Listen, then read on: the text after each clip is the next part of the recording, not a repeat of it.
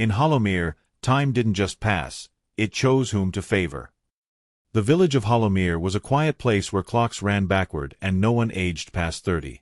At its heart stood an ancient clock tower, maintained by a reclusive man known only as Elias, the clockmaker. No one remembered when Elias had arrived. Some said he'd been there before the village even existed. Others whispered he never aged because he controlled the very threads of time. One morning, the village awoke to a silent sky. Every clock, watch, and sundial had stopped. Panic spread like wildfire. Gardens withered instantly. Children aged a year in a blink. Hollowmere, it seemed, had lost its protection.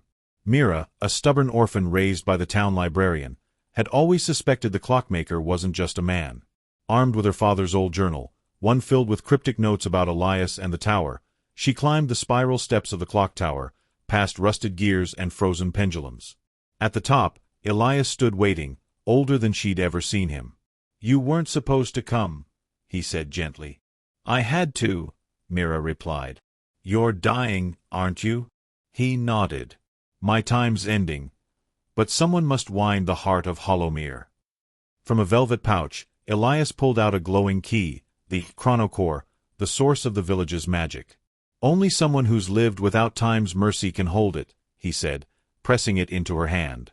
As she accepted it, the gears began to stir. The winds returned. Flowers bloomed. Children laughed. But when the villagers rushed to thank Elias, the tower was empty, except for Mira, now glowing faintly with the same timeless energy. She had become Hollowmere's new clockmaker, its keeper of time and guardian of balance.